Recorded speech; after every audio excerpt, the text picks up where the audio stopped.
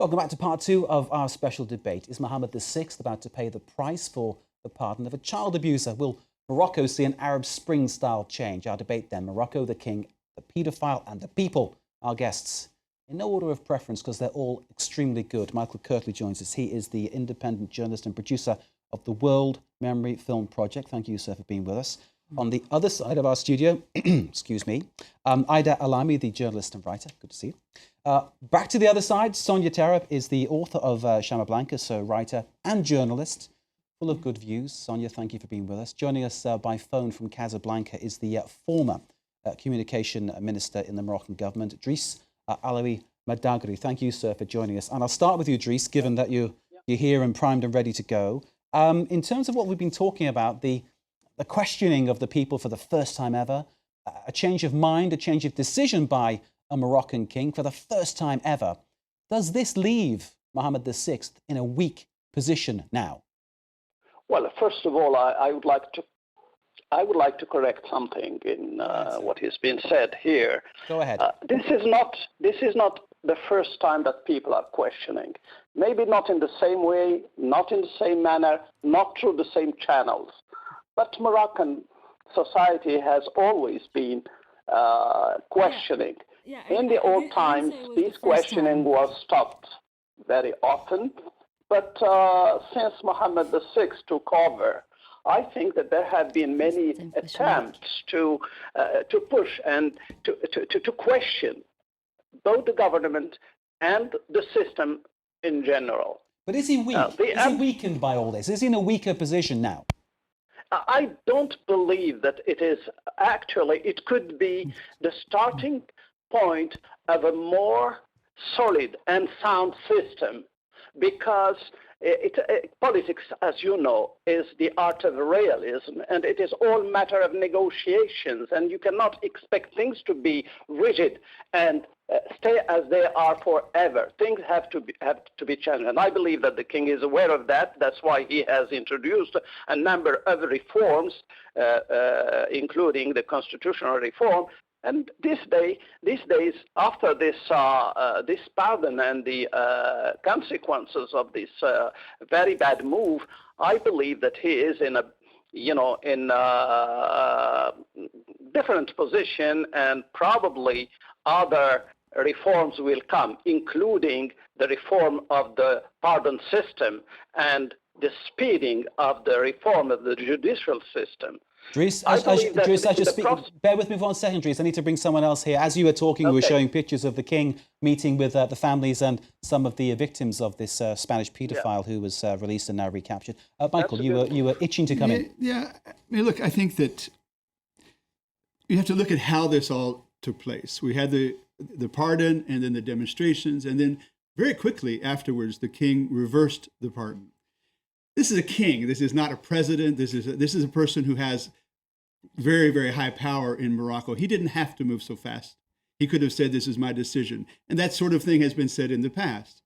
So you have to think that for whatever reason, he felt a kinship with what the people of the street were saying, that he himself was perhaps Can I just pause you? It's one of the things that someone's talked about on Twitter here. The people prove their inner force and their independence from political parties by going straight to the king, the true ruler. That's another tweet. I think that the king showed his solidarity with the people for a righteous injustice that had taken place. And he quickly reversed that. In other words, the king admitted a mistake. That's not something that happens every day. Okay, so let's talk about this paedophile, because it's absolutely shocking when you consider what this man was convicted of doing. One of our team, Aziza Nate Sibaha, did a report on sex tourism in Marrakesh in particular. That was a couple of years ago she did that. And the Moroccan justice system cited the conviction of this very man as how they were clamping down on people who were going to Morocco. Well, it's men, isn't it? Going to Morocco to abuse children. I mean, it's absolutely a disgraceful thing, isn't it? But I'm interested to hear what you feel, Sonia and Ida, about this portrayal of Morocco, this kind of image that Morocco has as being a place where people go to do just that. Sonia. Yeah, it's a really, really sad image, and we suffer about it, like, as Moroccan. I think that's what's happened today. I hope that what's happened today can bring awareness about this, like, because we really need strong justice and reforms about this thing. It's not about the king, it's not about the government, it's about something that all people agree with. And unfortunately, I don't think that sexual tourism in Morocco is going to stop like tomorrow, but I just hope that some things will be done about the children, because it's like really, really bad, and it was a huge mistake. The king clearly has a point to say, though, because if the king is the most powerful person, he's involved in making all the laws, he's got to act on that one. We've had a tweet here, just to sort of add to what you were saying. Morocco has 3 issues. This is another respondent who we spoke of earlier. Morocco has 3 main issues: prostitution of both adults and children, bad healthcare, high unemployment. I mean, that is a social time bomb, isn't it? But I mean, it's amazing there hasn't been either sort of some kind of uprising, some kind of issue coming forward before this. I think right now Moroccans are still in the state where they would prefer stability anyway than over chaos.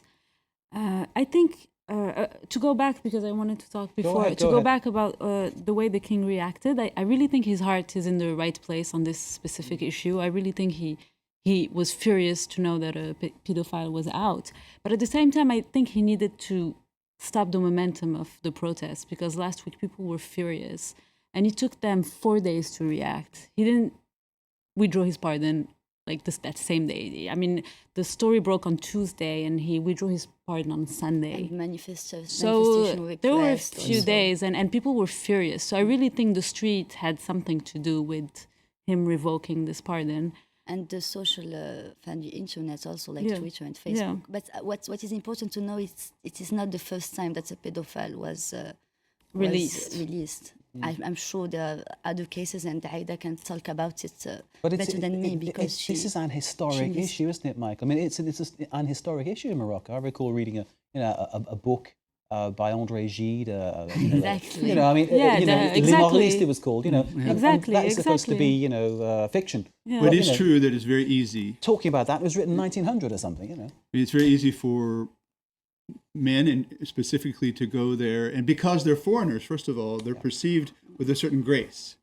People want to treat them with hospitality, Money as well. Money and then too. because they bring money, and because they often prey on the lower elements of the society, they're able to get in the good graces of those people and gain a certain amount of trust. And I'm sure that, I know that Morocco is not the only country that happens in, but it certainly is highlighted here because I think partly because Morocco is trying to do something about it. In many other countries that I've been to, there's lots of sexual tourism that takes place, but the country turns a blind eye. In the last few years, there have been quite a few pedophiles that have been arrested and put on what you'd have to say are show trials. Even this trial of this Daniel Gate guy. I mean, he was. That was very highly covered in Morocco. Well, we can find men, women plying that trade. In Paris, we can find them anywhere. I mean, look at the Vatican. It's this thing about children, isn't it? That's the horrible thing. Yeah, but I'm from Marrakesh, and that report on France 24 was really accurate. I mean, you can go in Marrakesh and go on the street and just get. I mean, you can get Anything like an 8 or 9-year-old or a woman or a girl within like minutes. That young. Yes, that young. And Really also- shocking. And I don't know what the authorities are doing, because I'm from Marrakesh, and we see this all the time, and then we don't even know where the borderline is, because sometimes you see 14, 15-year-old teenagers with old European men in restaurants, and it's something that you see everywhere. And I don't know what the authorities are doing about it. I mean, yes, sure, there were a few trials, but what about the others? No, I agree. Marrakesh, yeah, especially, is a place that needs cleaning up. I mean, Yeah. hopefully, all of Morocco would be cleaned up from this plague. Yeah. I Okay, think kids the- need to be safe. Sonia, please, I think go on. beyond the sexual tourism, the pedophilia in Morocco is like a social problem. Like in poor neighborhood, it's happened frequently, like between a man and someone working in his shop, for example, a little boy working in his shop, between like young children, like young men and stuff. So we need to know that it's not it's authorized somehow, you know. So there is a lot of work to do about it to aware people that it's not normal at all. It makes my stomach turn, the whole thought of it. It makes you feel quite ill. Let's bring in the former communication minister who's joining us by phone from Casablanca. He is Driss Alawi Madagri. Driss, thank you for bearing with us. I hope you've been able to listen to what's been said here. I want to ask you for your opinion about this issue of sex tourism in Morocco, of exploitation of children in particular, which is very pertinent to what we're talking about, of course. If the king is powerful and the king has absolute control, then isn't the king to blame? Well, first of all, you cannot say that the king has absolute control. No man has absolute control on any society, But is he to whatever blame, his sir? powers Should he and have acted?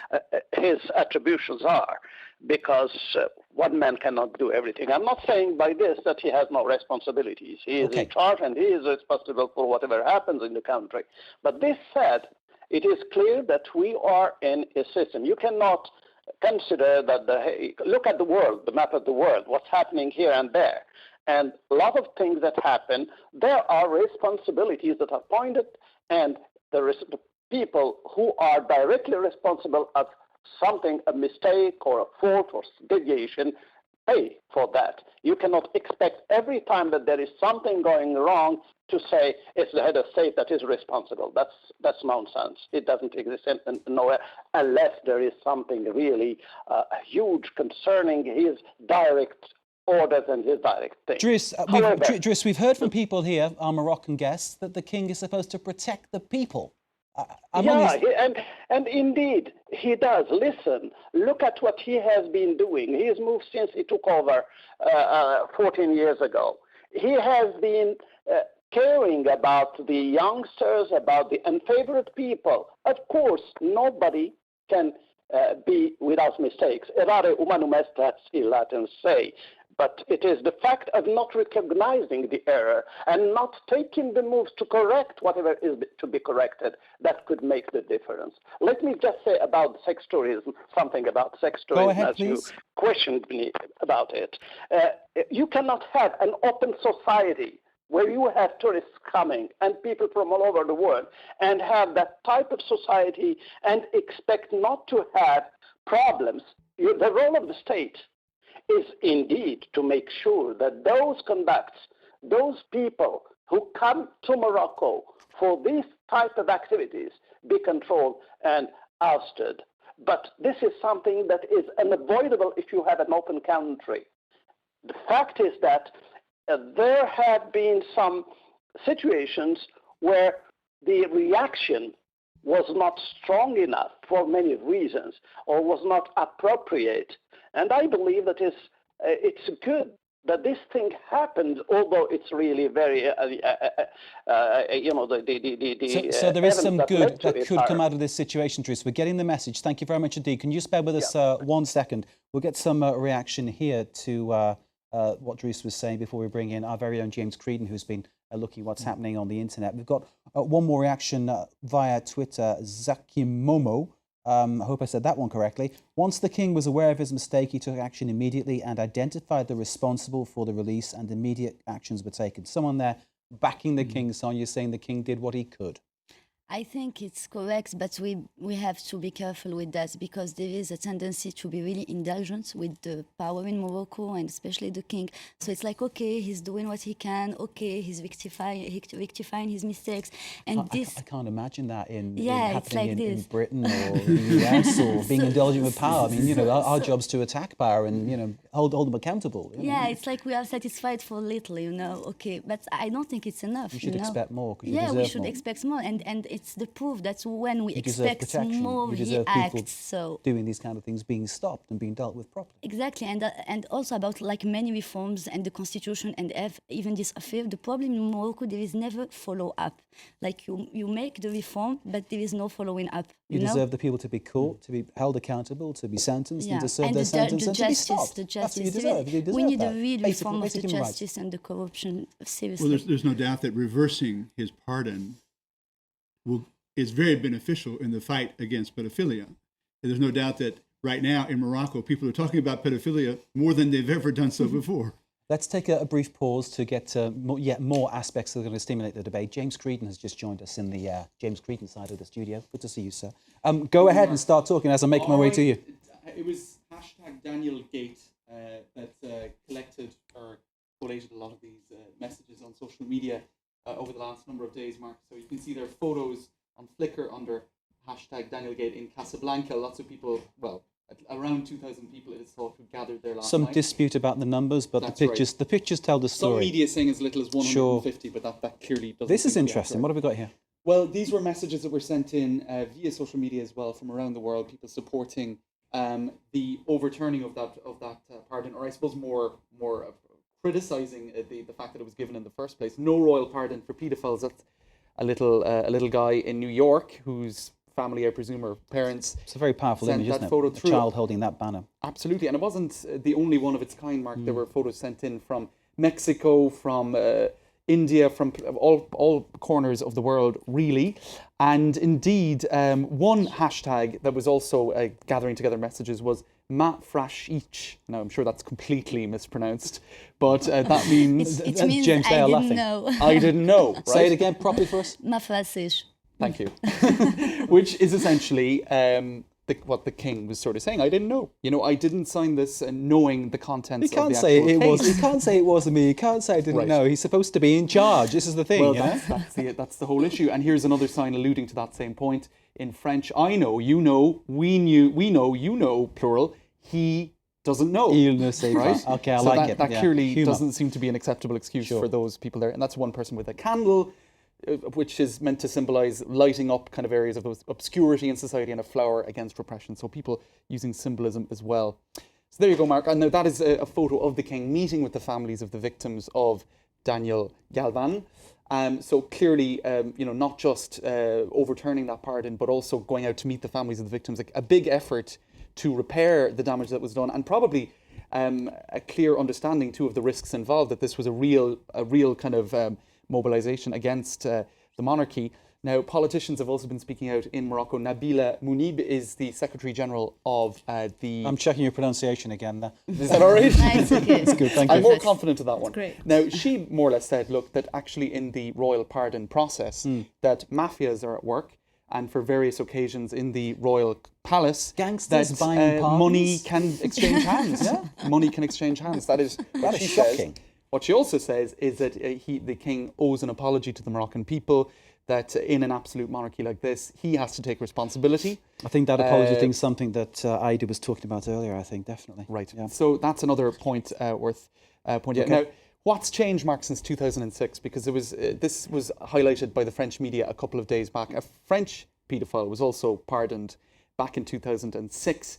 An estate agent. Nobody spoke about it. It didn't really get that much attention. So and WikiLeaks spoke about it subsequently. But what has changed? There's an article in today's Le Monde about all of these people demonstrating for the first time. So in that article, they speak about the role of new media, how state television really is quite controlled by the powers that be.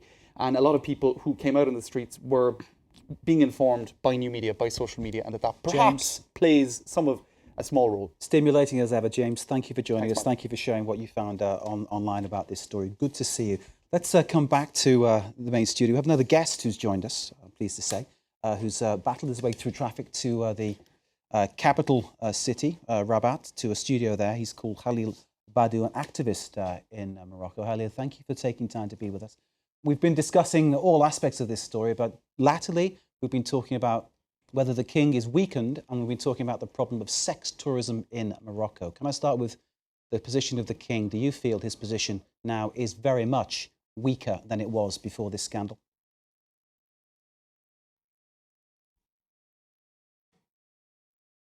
Of the king is weakened now because yes, there was a mistake. Yes, the responsibility is shared between different stakeholders, but the king was very reactive in terms of reactions toward what's happened. So in 72 hours, we saw 3 communique from the royal cabinet, which is something very rare. We saw the king receiving the families of the victims. So I think the message is well received from all the parties, including the king himself. Now I think the most important thing is to take the learnings of what happened.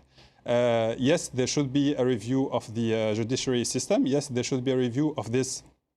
How these decisions are being taken, but the king is always loved by the people. We see it in the streets, we see it in the roads. Some people are trying to surf on this issue, on this Daniel Gate, as you've mentioned, to make of it a way to solve issues with some people in the royal surrounding, and namely some of the king councils. So if we see from where these messages are coming, they are coming from some specific media titles, and unfortunately, this is not the right way to make things move forward. As I said earlier, the message was well received. The people continue believing in their king, and we have in the next days we have Khalid, you're saying the people believe in their king. You're saying the people yes. believe in their king. I think Ida's going to add something to that one. Go ahead. Yes, I just heard it too many times tonight. He didn't react swiftly. He reacted 6 days after, or 5 days after. When the palace in Spain reacted the day of the pardon, the Moroccan palace waited 5 or 6 days. Let's bring Khalid back in. Khalid, can you just... And the media, the state media didn't talk about it until the first release. It sounds like... until he talked first, It sounds like playing the ostrich, as the French say, people hiding their heads in the sand a little bit. And also the first manifestation was repressed. Khalid, you can react to that. Go ahead. What I wanted to ask you was, before our guests jumped in, what I wanted to ask you was, you say that people have faith in the king. Is the king and the government and the authorities basically not doing enough to protect Moroccans, children in particular? Well, first of all, the king or the royal cabinet did not react 5 or 6 days later. They reacted 48 hours later. So the issue was raised on the media on Wednesday. People disagree with you here. I'll just let you know. Of the royal cabinet. Sorry? People are disagreeing with what you're saying here. I'm just letting you know. But please carry on, I sir. can't watch you. Sorry. I know. I'm just. Okay. Please carry on. Regarding your question related to the, if the Moroccan government is protecting our children, I can say that there is a lot of work to be done, whether it is by the government or by the civil society. There are a lot of, we're talking about sexual tourism that's mainly coming a lot of times in the media and also in reality. And this is a reality that we should face, and this is something that we should, all, whether it is government or civil society, work to remove it. We can have tourism, but we can have clean tourism. We can have cultural tourism. We have a lot of nice things to see in Morocco. So we can have tourists coming to our country without having this without having this kind of sexual tourism, if we might call it this way. For sure, we are not the same as what's happening in some Asian countries or South Asian countries. That's the good thing about it, but we don't want to go into this. We don't want to be. We can't comment about those countries, sir, because they can't have their right to reply. I'll have to stop you there. So let's keep it focused on Morocco. Khalid, thank you. I'll try and bring you back in before the end. Michael. Okay. I just want to perhaps add some perspective to the way that we're talking about Morocco and the King of Morocco. Especially you and I are sitting here as foreigners talking about Morocco and placing a judgment on Morocco. And then I think it's fair that we look at ourselves in America, and I'm an American. In America, every time there's a presidential pardon, there's controversy. Every time, practically. There's a criminal that's released or something like that. There's never been, to my knowledge, a pedophile released. But let's assume that there were a pedophile released by President Obama when he leaves. I don't think that I would expect an apology. I would certainly expect a reversal. I would expect an admission of a mistake. And I would expect for something to be done in America to make sure that never happens again. So to say that the King of Morocco has to apologize for something, I'm not sure that's, how are we seeing that? Moroccans have the right to say that. If the Moroccans want to say that, that's their right. But I don't know why I or anybody else on the outside has to. Both Sonia and Ida want to get on this one. So Ida, go ahead first. No, I wanted to comment on something. What's interesting about Morocco is that the king has this divine status. We heard it right now with the last guest, where everybody loves the king. That's not even. It's not why is the debate about loving the king or not loving the king? The debate is about a mistake was done, and people are allowed to ask for reform. The debate should be about protecting kids. And That shouldn't be a protecting debate. kids. That should be a divine right. Yes, to protect exactly. children. You know. Absolutely. Exactly. Sonia? I just want to add that to answer the previous question, like I don't think this affair weakened the king. I think it strengthened him Seriously. because of the reaction. You know, he had he did the right thing. He just reversed the decision. He received the families. He didn't leave them kiss his hand as usual. I don't know if you noticed this. So there are a lot of good behavior, you know, goodwill. So I don't think for now people are going to be angry against the king. We have at the another king. tweet. Why did it take 5 days for a reaction? Was Morocco okay with paedophilia for 5 days? Well, we would hope not, of course. But there you go. That was the reaction from one of our viewers via Twitter. We need to leave it there. Morocco, the king, the paedophile, the people. We hope we've given you something to think about there. Thank you to you for watching. Thanks to all our guests. Thank you. In no order of Thank preference. you. So Michael Kirtley, Aida Alami, Sonia Tarab, joining us from afar from Casablanca by phone, Dries Aloui Madagri, and joining us latterly via satellite, Khalid Badu, the civil society activist. Thank you, sir. I'm sorry we couldn't get back to you. And thank you for watching. This has been the France Debate. Stay with us.